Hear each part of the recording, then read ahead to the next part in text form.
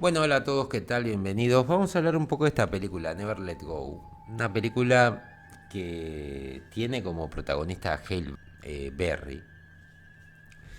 Película complicada, habla un poco del fervor religioso, trata un poco del mal, el bien. Y ¿qué puedo decirles? Bueno, empecemos por la trama. La película trata de una mujer que está viviendo con sus dos hijos en una cabaña en el medio de la nada, rodeada de un bosque. Están viviendo prácticamente en la indigencia y la madre asegura que el mal se ha apoderado del mundo y que el único lugar seguro en este mundo es esa cabaña que fue construida por su padre.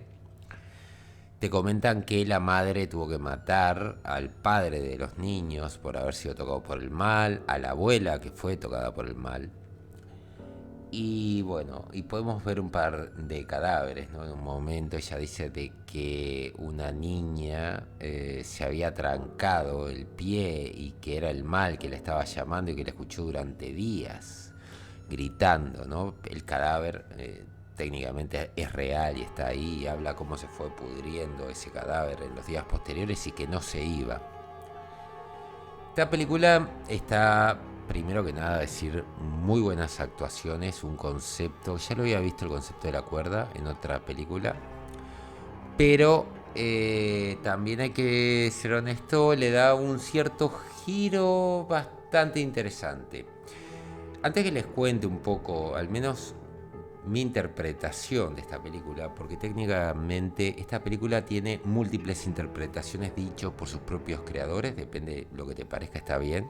Eso fue lo que dijo tanto Berry como el director.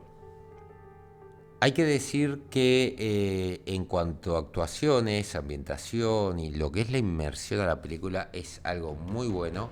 Tenés momentos que son espectaculares en donde prácticamente vas a ver esta madre como va cayendo un poco en la locura, o te da la impresión que cae en la locura. Lo que va a ir pasando es primero el descenso a la locura de la madre, ¿no? En donde la película te va a mostrar como que la madre está loca y luego, claro, la madre va a ver a su madre que está tratando como que estuviera poseída por el mal y antes de ella caer al mal va a matarse, ¿no? Para no matar a sus hijos. Y vamos a tener también a este niño, a Samuel, que prácticamente es el más cercano a su madre en cuanto a devoción. Y la lucha por su hermano. Muchos comparan esto con, digamos, o hacen el paralelismo con la historia de Caín y Abel, que podría ser. Tiene mucho de bíblico esto. De hecho, el mal tiene siempre alguna característica de serpiente. Lo que dispara todo esto es que quieren matar al perro, justamente para comerlo. Y claro, el niño le quiere demostrar a la madre de que sin la cuerda, ¿no? Porque en teoría la cuerda está atada a los cimientos de la casa y como que a través de la cuerda la protección se expande. Es un tema medio extraño, digamos, lo que plantea esta película. El fanatismo religioso está, esta madre encierra a sus hijos en una especie de sótano, ¿no? Y tienen que purificarse ahí adentro y tienen que pasar una hora y después contarle qué fue lo que vio. Eh, los hace rezar una especie de oración que inventó sobre la casa y cómo los protege y demás. Y claro, cuando falta la madre empiezan a haber choques, ¿no? Y uno de los primeros problemas que hay es que están muriendo de hambre y digamos, Nolan, que es el menos creyente, digamos, él no cree en esto del mal, mm, grita y pide ayuda y de repente aparece un excursionista que es asesinado por Samuel. Y Samuel termina en un momento, bueno, consiguen comida que tenía el excursionista y Samuel cree ver a la hija o estar hablando con la hija de este excursionista. El tema es el siguiente, no sabemos si el excursionista tenía una hija o si lo está, digamos, imaginando Samuel. El tema es que en un momento ve que esa hija es el mal y que le mete una especie de 100 pies. Y ahí estaría poseído por el mal Nolan. Se puede plantear de que como la madre veía a estas criaturas y la abuela de estos niños también, se podría pensar en esquizofrenia, lo cual podría ser tema de esquizofrenia, podría ser una locura común que termina alcanzando a Nolan, ¿no? Esto de que si el mal te toca, te transforma.